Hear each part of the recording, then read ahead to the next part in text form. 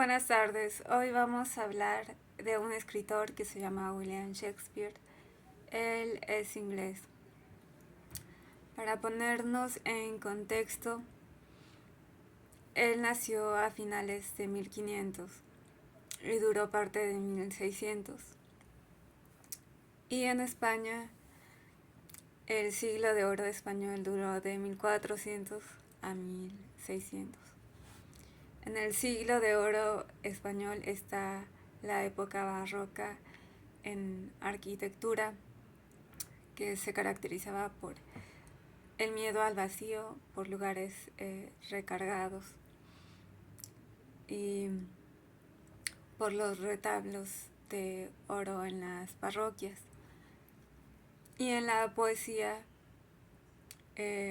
por figuras poéticas que cambiaban la estructura de la sintaxis de los versos, es decir, ponían primero el predicado y luego el sujeto. A esa figura retórica se le llama hiperbato. Los representantes del siglo de oro de español son Francisco de Quevedo, Lope de Vega, Garcilaso de la Vega. Y posteriormente en América, en la Nueva España, nació Sor Juana Inés de la Cruz, que se basó en esos escritores, que retomó lo barroco y que superó a sus maestros y se volvió en la mejor poeta del barroco. En ese contexto está Shakespeare, nada más que él está en Inglaterra. En Inglaterra, cuando la hija de Ana Bolena, la reina Isabel, que decidió ser virgen para no compartir su poder con un hombre y para poder gobernar a su pueblo, ella era la reina y le gustaba mucho el verde, el color verde, y al verde se le llama verde isabelino por ella. Bueno, Shakespeare es un dramaturgo. Hacía obras de teatro, también era actor. Tiene diferentes obras de teatro, la más destacada es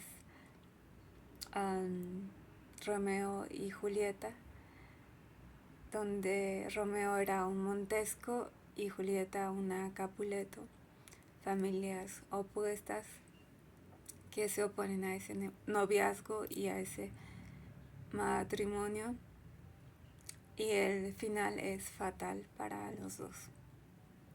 También tiene la obra de Sueños de una noche de verano, que es en un bosque con ninfas, parejas y travesuras que separan a las parejas.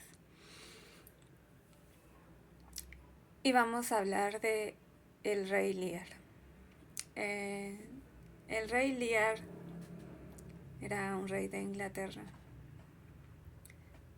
que gobernaba y que lo tenía todo: palacios, pueblo, poder, dinero, fama, gloria.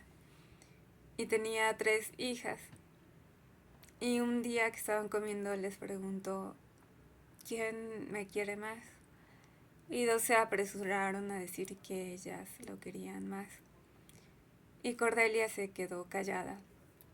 Ella no dijo nada porque no creyó que el amor se tuviera que decir, sino que se demostraba.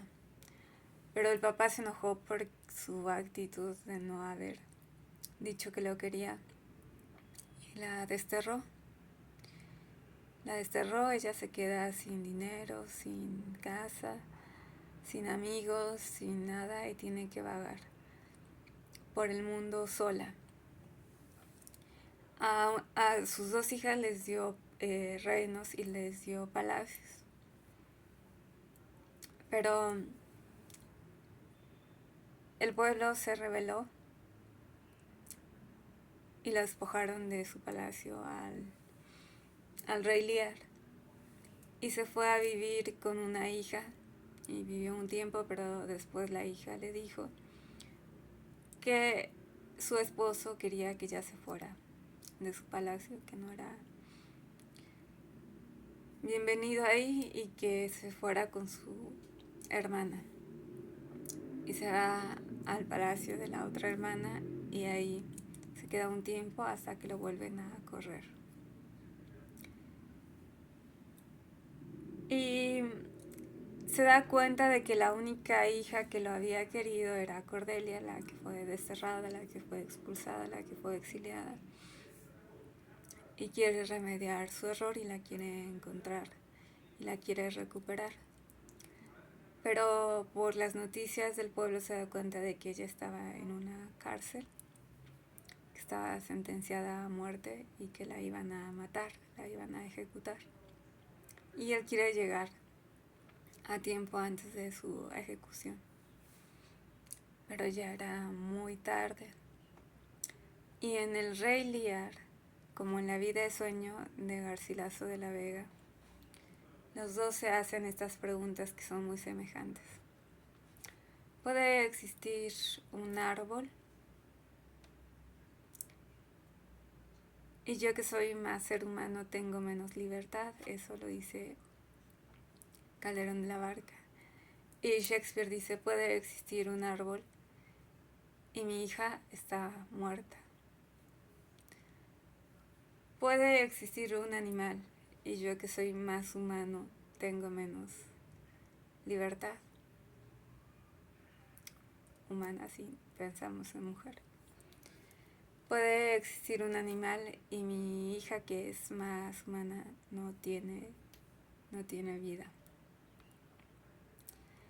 Y entonces el rey empieza a sufrir una catarsis emocional, empieza a tener los ojos nublados y se nubla el cielo poblado de nubes grises, empieza a derramar unas lágrimas y empieza a caer una llovizna, empieza a gritar, truena y relampaguea, empieza a llorar gritando y entonces hay una tormenta. Y es la primera vez que un escritor hizo que un ser humano, que era un rey y que lo perdió todo y que al final de cuentas es como cualquiera que ya no tiene poder, tenga unos sentimientos que la naturaleza lo pudieron expresar, como si estuvieran sintonizados, como si estuvieran sincronizados. Que es lo mismo que sucede con